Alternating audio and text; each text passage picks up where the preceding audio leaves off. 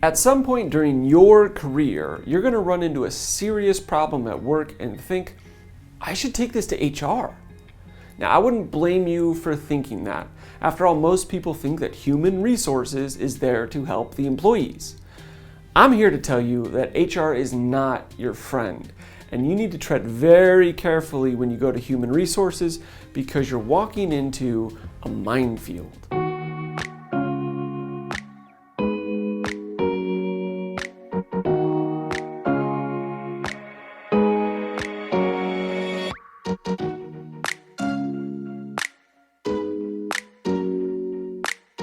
My name is Branigan Robertson, and I'm an employment lawyer. I primarily sue companies on behalf of wrongfully terminated employees.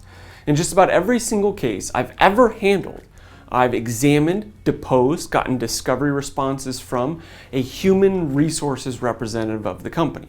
I've even represented HR professionals against their former employer.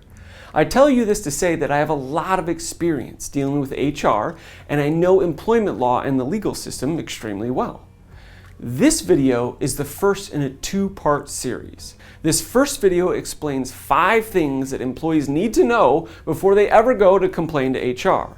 We will focus on the dangers that await you. The next video in the series is about when you should go to HR despite those risks, and how you can minimize the chances the company will turn the tables on you. But before we get into it, I have 2 more things I need to say first. Number 1, the amazing thing about YouTube is that we get to learn from each other.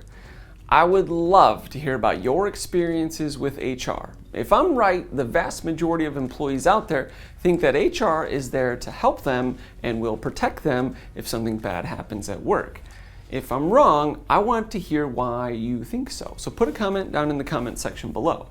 And I know that because I'm making a video titled Why Human Resources Sucks, I'm going to get a fair number of HR professionals who are going to watch it. Now, if you actually work in HR and you're watching this, I would particularly love your honest feedback in the comment section down below. As an insider, I want to hear, and so does everybody else, what you have to say. Do you agree with any of my 5 reasons? Do you disagree? If you disagree, tell me why. Number 2, I'm a California lawyer and I only have a license to practice law in California. But I made this video for everyone across the country because the principles will definitely apply. However, you should not take this video as legal advice. YouTube videos are never legal advice. If you need advice, you need to call a lawyer in your state so he or she can hear your story and then give you specific advice. With that said, generally lawyers like me really are not in a position to help you if you're just having a problem with HR. We get thousands of calls a year already, and lawyers like me just simply don't have enough time in the day to give away advice for free. Now, with some exceptions, lawyers like me primarily help people who've been unlawfully fired. So if you worked in California and you were fired and you are highly suspicious of the reasons behind your termination and you think they might be unlawful, please don't hesitate. Give my office a call for a free consultation. All right, boring stuff is over. Let's get into it. Now, the premise of this video assumes a couple things. Number 1, this video is meant for current employees. This video does not apply to people who are simply applying for a job or interacting with HR in that respect, or recruiters. This is for people who have been working at the company for a while. Secondly, this video is for people who are experiencing a significant problem at work. And by that, I'm referring to, harassment, retaliation, severe bullying, failure to pay wages, etc. This video is not really intended or doesn't apply to people who are experiencing a minor problem at work, kind of a routine or common problem, like an incorrect pay stub, their vacation request was denied, or paperwork issues. Generally, when employees raise minor problems like this to HR, it doesn't trigger all the dangers that I'm about to talk about. With that out of the way, here are the 5 things you need to know about HR. Number 1, HR is there to protect the company, not you. You are a resource that they are trying to manage. A good way to think about this is to compare HR to a CNC machine operator.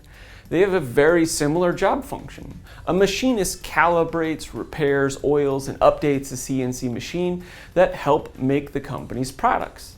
Human resources schedules, trains, compensates, and replaces the humans that make the company's products.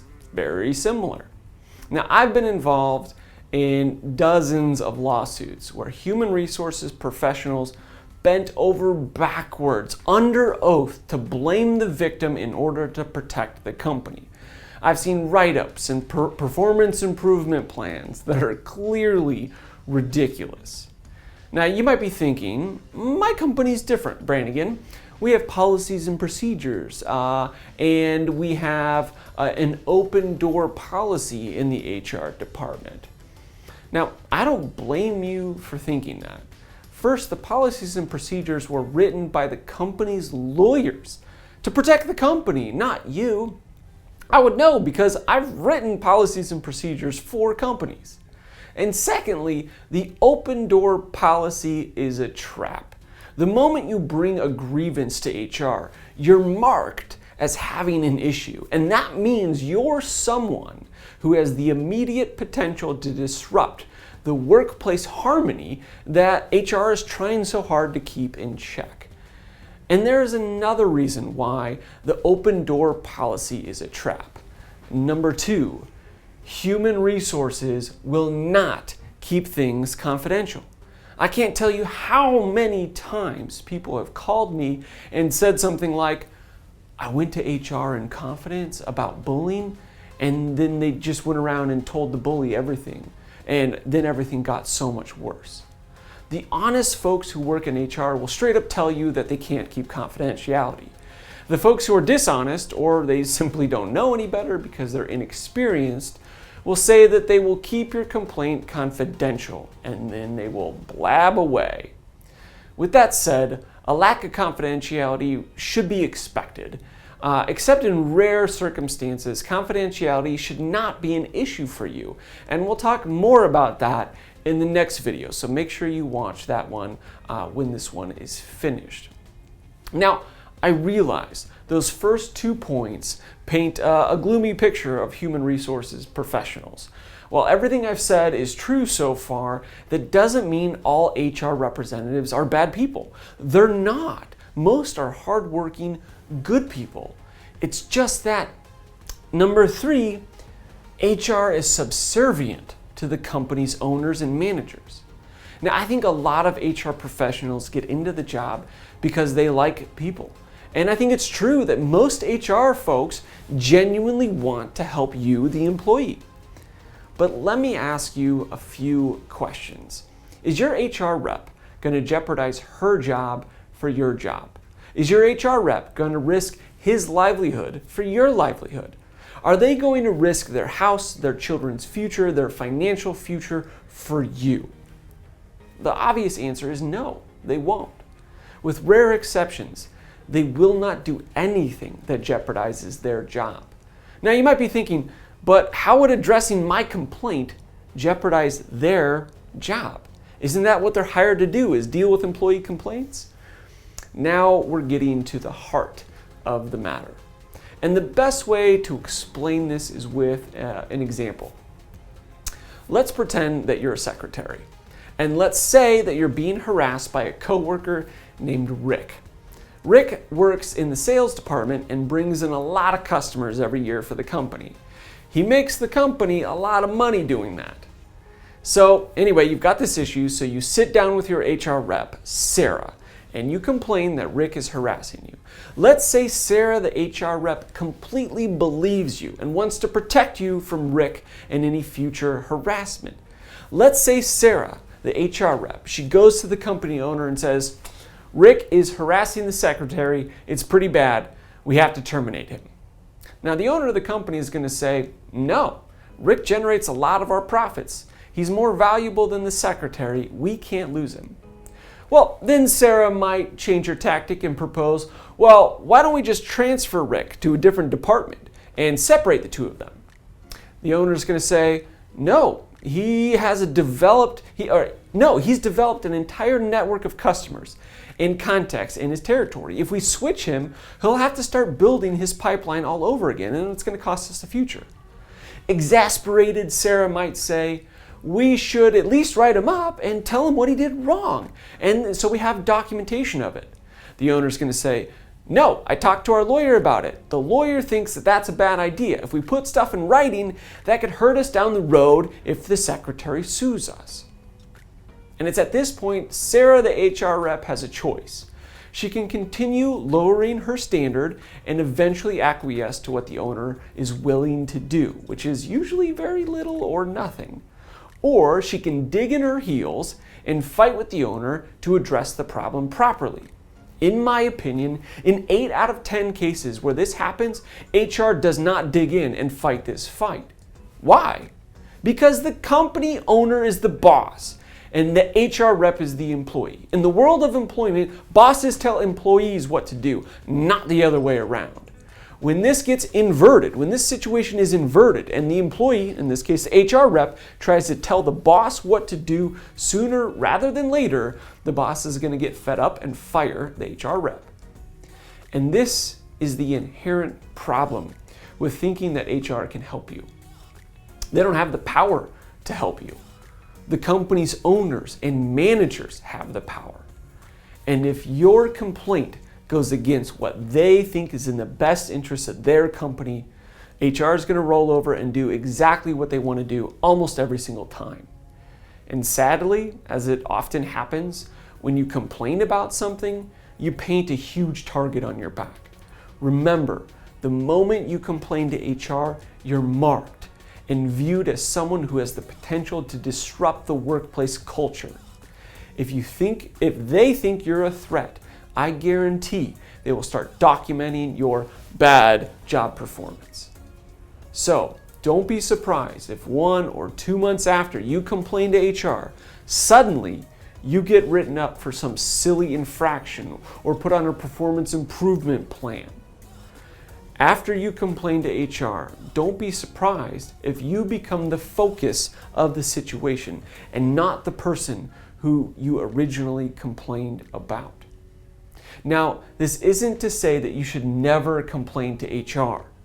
There are times when you absolutely should, and we'll explain that in the next video, but you just need to be sure of what you're doing before you do it. Number 4, human resources does not know employment law. A lot of people simply assume that their HR rep knows all the ins and outs of their state's employment law. This is just not true at all.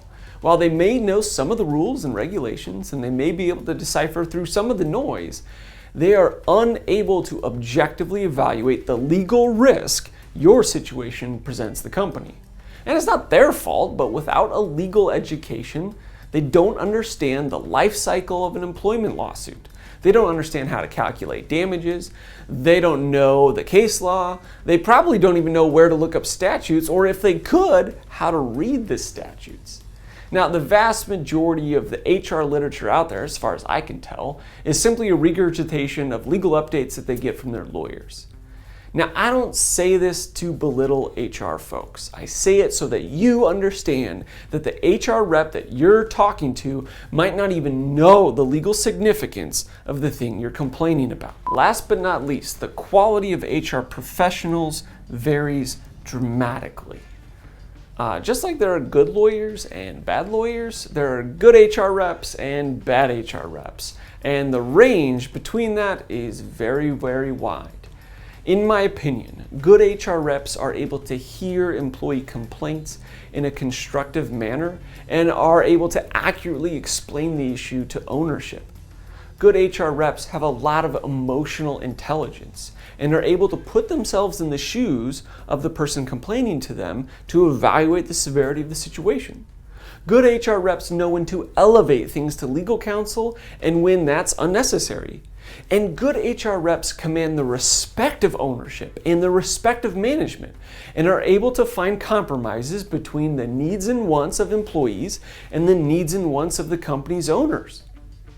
There are plenty of real-life examples where HR did a comprehensive investigation and convinced the company to take swift, appropriate action to address an employee complaint. And that employee went on to successfully have a career at that company.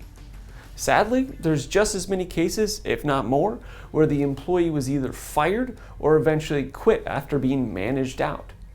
What kind of HR rep does your company have? Well, obviously I don't know, but I would certainly like to hear about it in the comment section down below. If you're still watching this video, you get a gold star for patience. Thank you for that. Obviously, I beat up on HR pretty bad in this video. Remember, for the most part, they're not bad people. They're just stuck between a rock and a hard place when it comes to legitimate and serious employee complaints. So you need to be very careful how you go about complaining. That is why, obviously, I'm going to make the next video in this series. In that video, I'll explain when you should complain despite the risks I've talked about today. And I'll explain how to do it correctly. Now, if you like this video, please give it a thumbs up. If you disliked it, give it a thumbs down. But if you did find this interesting and you've watched it all the way through, I've made a couple other videos that you might be interested in. Two that quickly come to mind is, number one, how to respond to a write-up at work, and the other one is how to complain at work without getting retaliated against. I'll leave links at the end of this so you can easily click to whichever one you're interested in. All right, that's all I have for you. Have a great day. All right.